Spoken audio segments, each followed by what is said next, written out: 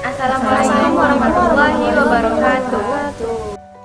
Halo semuanya, kami dari kelompok Listening and Feedback akan menjelaskan tentang Listening and Feedback dalam topik COVID-19 dari kelas SIP 4F. Happy watching! Assalamualaikum teman-teman. Waalaikumsalam Mona. Waalaikumsalam Mon. Gimana nih kabarnya? Sehat kan? Alhamdulillah sehat baik-baik Mon. aja Mon. Alhamdulillah. Udah lamanya kita nggak jumpa gara COVID. Sekalinya jumpa malah via online kayak gini. Terus kita juga harus karantina mandiri dan tetap di rumah aja kan? Tapi kalian tahu nggak? Katanya vaksin udah ada loh di Indonesia. Iya, aku juga dengar kok vaksin itu udah disebarkan secara bertahap-tahap. Nah, ini termasuk ke dalam active listening, yaitu orang yang menunjukkan perilaku mendengarkan atau menyimak lawan bicara dengan sungguh-sungguh dan dapat memberikan respon positif. Itu termasuk feedback yang bagus.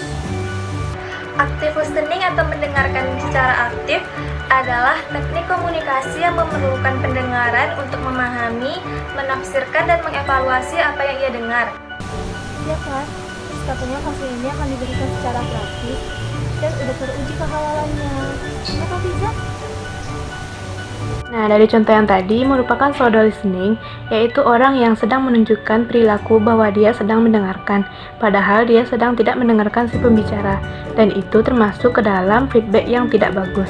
Pseudo listening adalah jenis mendengarkan di mana seseorang tampak penuh perhatian dalam percakapan, sementara sebenarnya mengabaikan atau hanya mendengarkan sebagian dari pembicara. Maksud dari mendengarkan semu bukanlah untuk mendengarkan, tetapi untuk memenuhi beberapa kebutuhan pribadi pendengar.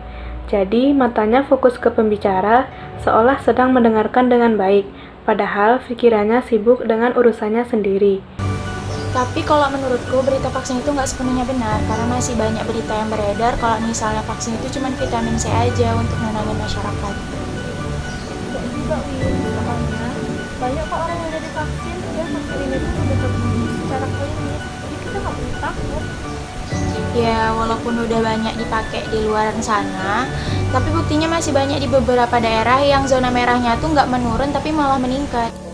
Contoh di atas adalah tentang stakeholder, orang yang hanya memikirkan ide dan konsep pada pemikirannya sendiri. Seakan-akan mereka mendengarkan padahal mereka hanya berbicara pada pemikirannya sendiri. Dan itu salah satu feedback yang tidak bagus. Stakeholder hanya mau mendengarkan pendapat apa yang ada di pikirannya sendiri. Kalau menurut Sylvie gimana? Wah, bagus dong, kan vitamin C bagus untuk kulit. Ini termasuk contoh dari selective listening, yaitu orang yang hanya memberikan respon terhadap apa yang menjadi perhatiannya saja. Topik pembicaraannya disesuaikan dengan kebutuhan si pendengar saja yang akan diresponnya. Ini merupakan feedback yang tidak baik. Berarti, kalau orang yang udah divaksin, udah boleh keluar rumah dong? Nggak gitu juga deh.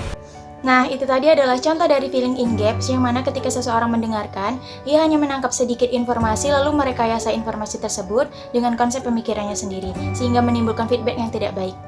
Feeling in gaps juga merupakan orang-orang yang suka berpikir bahwa apa yang mereka dengar itu merupakan keseluruhan cerita atau cerita yang utuh, namun sebenarnya tidak. Dan orang-orang feeling in gaps ini juga merupakan orang-orang yang membuat informasi untuk mengisi celah informasi yang mereka anggap kosong, kemudian memutarbalikkan pesan yang dimaksudkan. Jadi dapat disimpulkan bahwa feeling in gaps merupakan orang-orang yang tidak mendengarkan cerita atau informasi secara keseluruhan, namun merasa dirinya seperti itu, kemudian membuat informasi untuk mengisi celah atau apa yang mereka anggap kosong dengan konsep pemikirannya sendiri, sehingga tidak sesuai dengan pesan yang dimaksudkan. Kalau menurut Iza gimana? Nah, itu termasuk ke dalam insulted listening, yaitu mengabaikan informasi yang diberikan oleh pembicara, dan itu termasuk feedback yang tidak bagus. Biasanya insulted listening ini bertindak atas keinginannya sendiri dan tidak menghargai orang di sekitarnya. Jadi, sebaiknya kita menghindari dari perilaku yang tidak baik ini karena berdampak buruk bagi kita maupun orang sekitar kita. Dan video di atas termasuk ke dalam feedback yang tidak baik. Pokoknya kita harus jaga diri dan jangan keluar rumah kalau nggak penting ya. Tapi kemarin aku nampakmu loh Win di luar gitu.